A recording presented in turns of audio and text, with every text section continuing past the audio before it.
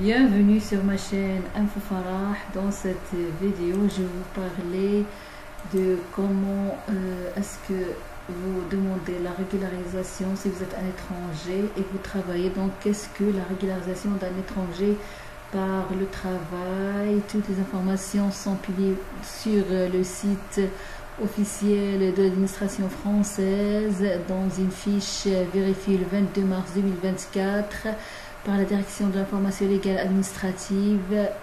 Donc, un travailleur étranger non européen en situation irrégulière en France peut obtenir par l'admission exceptionnelle au séjour une carte de séjour salarié ou travailleur temporaire. Il s'agit d'une régularisation au cas par cas. L'étranger doit remplir des conditions d'ancienneté, de séjour et de travail en France. Il doit déposer sa demande en préfecture. La procédure diffère selon que l'emploi figure ou non sur la liste des missions de la liste des métiers en tension, donc le métier pour lequel il existe des difficultés de recrutement.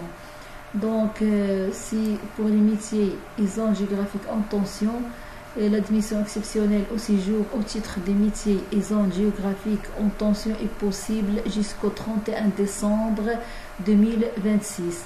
Donc, quelles sont les conditions à remplir? Donc, si vous êtes étranger non européen en séjour irrégulier en France, c'est-à-dire signature d'un étranger qui ne possède pas les documents l'autorisant à rester en France. Donc, si vous êtes en situation en séjour régulier, donc vous pouvez obtenir une carte de séjour salarié aux travailleurs temporaires sous conditions. Pour activité salariée dans l'invention, donc vous devez occuper un emploi dans les métiers et zones géographiques en tension au moment de votre demande. Pour l'ancienneté de séjour et de travail en France, vous devez répondre aux conditions suivantes: justifier d'une ancienneté de séjour en France ininterrompue de moins 3 ans, justifier d'une activité professionnelle de 12 mois au cours des 24 derniers mois dans un métier et une zone géographique en tension. Donc, attention, les activités exercées dans le cadre de l'entrepreneuriat ou d'un exercice libéral ne sont pas prises en compte. De même, les expériences professionnelles avec un titre de séjour étudiant aux travailleurs saisonniers ne sont pas prises en compte. Donc, pour la liste des métiers en tension, il y a une certaine liste où vous trouvez les métiers en tension. Je vais vous mettre le lien de cette liste. Donc, par exemple, agent de maîtrise et assimilité des industries de process, agence d'entretien de locaux, autres professionnels paramédicaux. Donc, il y a beaucoup de métiers. Donc, je vais vous mettre la liste en dessous de la vidéo pour connaître quels sont ces métiers en tension. Donc, pour les autres conditions, attention, je vous ai dit que les activités exercées dans le cadre de l'entrepreneuriat ou d'un exercice libéral ne sont pas prises en compte, et de même les expériences professionnelles avec un titre de séjour étudiant aux travailleurs saisonniers ne sont pas prises en compte.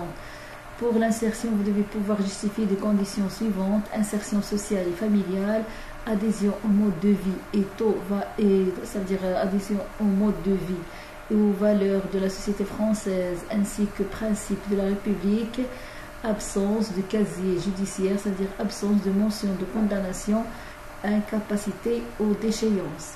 Vous ne devez pas constituer une menace pour l'ordre public ni vivre en situation de polygamie en France. Donc, quelle démarche effectuer pour demander la régularisation par le travail? Vous devez déposer un dossier dans la préfecture de votre lieu de résidence. Donc, de cette fiche, il vous indique la liste de pièces à fournir. Donc, il vous faut une copie intégrale d'acte de naissance comportant les mentions les plus récentes, accompagnée si nécessaire de la décision judiciaire ordonnant sa transcription. Il faut aussi passeport, c'est-à-dire les pages concernant l'état civil, les dates de validité, les cachets d'entrée et les visas s'il y en a, ou bien une attestation consulaire avec photo si vous n'avez pas de passeport, ou bien une carte d'identité avec photo, ou bien une carte consulaire avec photo, ou bien un certificat de nationalité de moins de 6 mois avec photo. Il faut aussi un justificatif de domicile datant de 6 mois, datant de moins de 6 mois. Il faut aussi 3 photos. Si la demande est faite sur internet, il faut indiquer le code de la haute photo. Donc pour déclaration sur l'honneur de non polygamie en France, si vous êtes marié et êtes ressortissant d'un pays qui l'autorise. Donc il faut aussi formulaire à télécharger que vous devez compléter et signer. C'est à l'aide de ce formulaire que vous ferez vous-même, sans l'intervention de votre employeur, une demande d'autorisation de travail. Donc pour faire la demande d'autorisation de travail au titre des métiers en tension, il y a un formulaire sur cette fiche. Donc je vais mettre le lien de cette fiche pour voir toutes les informations nécessaires. Donc il faut aussi tout document justifiant votre résidence habituelle depuis votre entrée en France, c'est-à-dire comme avis d'imposition, attestation d'aide médicale de l'État, etc. Il faut aussi les preuves d'exercice antérieur d'activité salariée dans les métiers et zones géographiques en tension, comme bulletin de salaire, relevé ou virement bancaire, certificat de travail, ou bien attestation France Travail, anciennement Pôle Emploi, ou bien avis d'imposition sur le revenu correspondant aux périodes de travail, par exemple. Donc il faut aussi justificatif de votre insertion dans la société française, c'est-à-dire par attestation de cercles amicaux, bien adhésion à des associations, bien activités bénévoles, bien participation aux activités scolaires des enfants, etc. Si votre dossier est complet, la préfecture vous délivre un récépissé vous autorisant à travailler.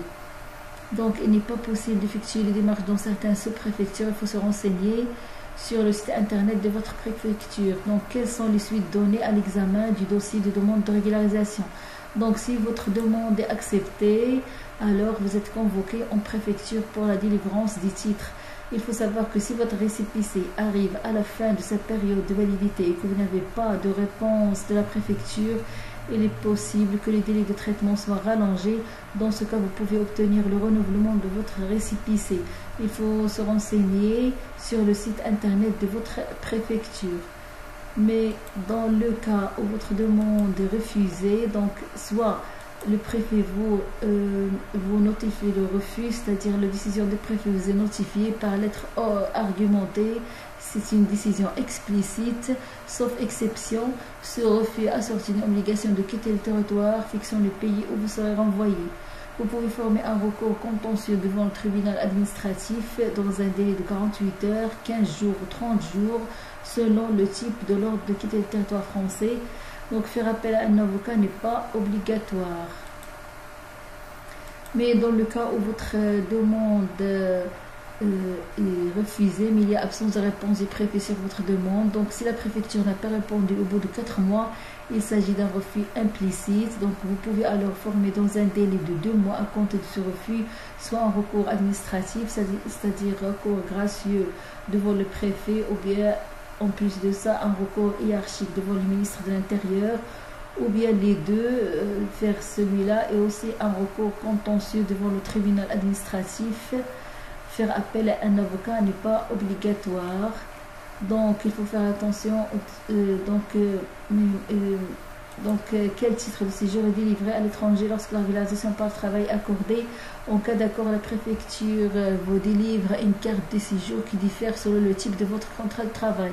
Si vous avez un contrat CDD, donc vous obtenez une carte de séjour travailleur temporaire valable 1 an. Mais si vous avez un contrat CDI, c'est-à-dire contrat à durée indéterminée, vous obtenez une carte de séjour salarié valable 1 an. Donc toutes ces informations se trouvent sur le site du service public français, publié, comme je vous ai dit, en mars, et puis précisément c'est-à-dire le 22 mars 2024.